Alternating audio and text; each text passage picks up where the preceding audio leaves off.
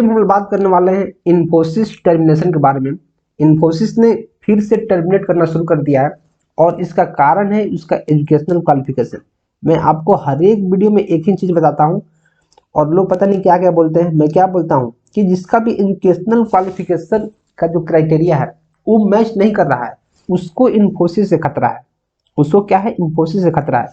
तो देखो, इस वीडियो में आपको बताने वाला हूँ, एक स्टूडेंट को एक नोटिस आया है जो उसने एजुकेशनल क्वालिफिकेशन को फुलफिल नहीं कर पा रहा, जो उसका 60% क्राइटेरिया को फुलफिल नहीं कर रहा है, उसके लिए नोटिस आया है। इन्फोसिस उसको निकालने का बात इसमें कर रहा है, ठीक है।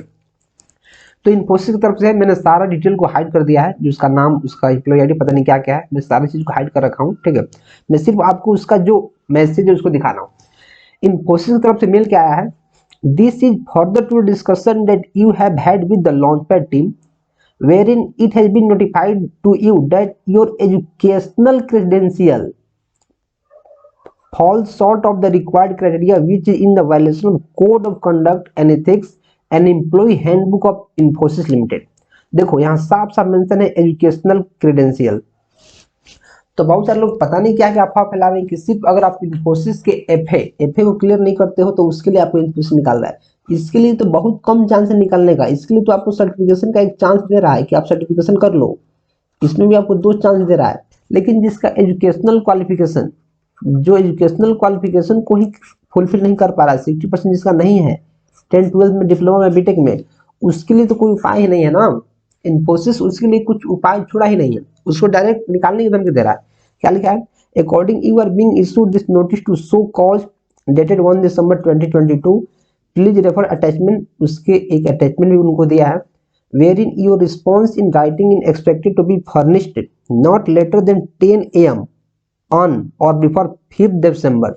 5 दिसंबर तक उसको अपना सफाई देना है कि उसने गलती भरा है या फिर उसका जो भी कारण है उसको सफाई देना है इन्फोसिस को। We must let you know that in the absence of justified response from you, अगर जो एम्प्लॉय है एक अच्छा से जस्टिफिकेशन नहीं देता है, जस्टिफाई नहीं करता है, the company will proceed with the disciplinary actions, जो कंपनी है उस पर डिसिप्लिनरी एक्शन लेगा। Not limited to termination of employment, सिर्फ एम्प्लॉयमेंट का टर्मिनेशन ही नहीं होगा बल्कि उनके ऊपर कुछ एक्शन भी लिया जाएगा, कंपनी उनके ऊपर कुछ एक्शन मिलेगा। ये नहीं कि सिर्फ उनको निकाल दिया और काम खत्म, नहीं, उन्होंने उसके कोड ऑफ कंडक्ट और एथिक्स को वायलेट किया है तो इन्फोसिस उन पर डिसिप्लिनरी एक्शन मिलेगा without making any further reference to you, बिना आपको कोई रेफरेंस, बिना आपको कुछ बताए।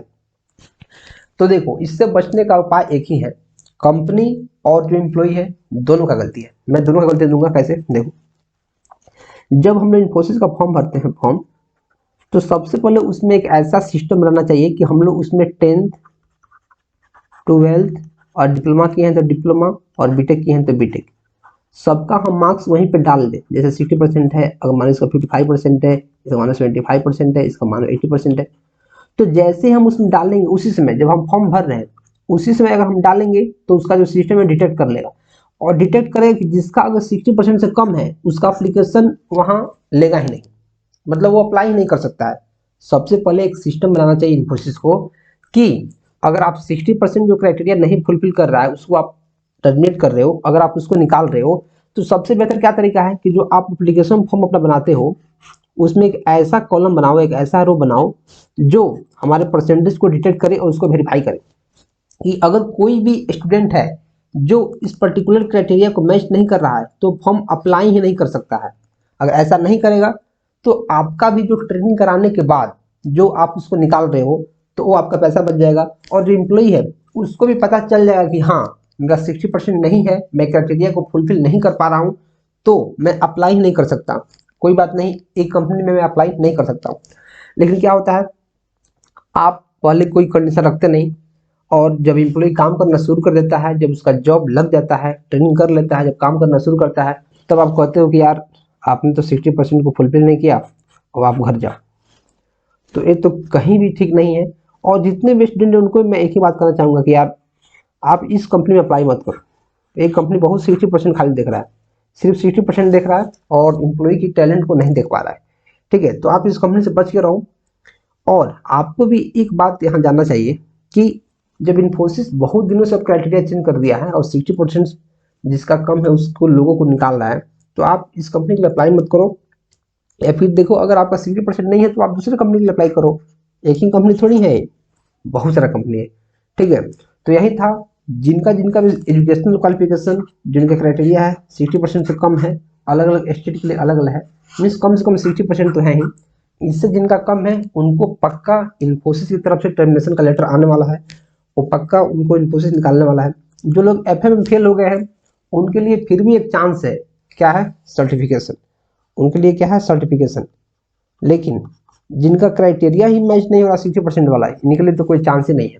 इन्फोसिस साफ साफ यहाँ लिखा है, not only disciplinary action not limited to termination of employment, सिर्फ टर्मिनेट नहीं करेगा, आप पर एक्शन मिलेगा। ठीक है, तो ऐसे ही इंसाइटफुल कंटेंट के लिए जो काफी रियल है, आप चैनल को सब्सक्राइब कर लो। वीडियो को लाइक करना काफी जरूरी है और सब्सक्राइब करना बहुत जरूरी है। तो प्लीज चैनल को सब्सक्राइब कर लो और अपने दोस्तों में भी शेयर कर दो, ताकि उनको एक बात पता चल सके कि 60% बहुत जरूरी है। और एफ के लिए आपको उतना नहीं डरना है, आपको उसमें सर्टिफिकेशन का चांस मिलेगा अगर एफ क्लियर नहीं हुआ है तो। लेकिन इसके लिए तो डरना है, इसके लिए क्या करना है, डर जाना है। तो जिसका भी 60% नहीं है, देखो क्या होता है, आपको भी आएगा एक दिन। लेकिन हिम्मत मत हारो, काम करते रहो और मल्टीपल कंपनी में अप्लाई करते रहो, क्योंकि बहुत सारी ऐसी कंपनियां हैं जो 60% क्राइटेरिया को नहीं रखती हैं। ठीक, तो हम मिलते हैं अगले वीडियो में कुछ नए वीडियो और नए कॉन्सेप्ट के साथ। Till then keep supporting and keep exploring.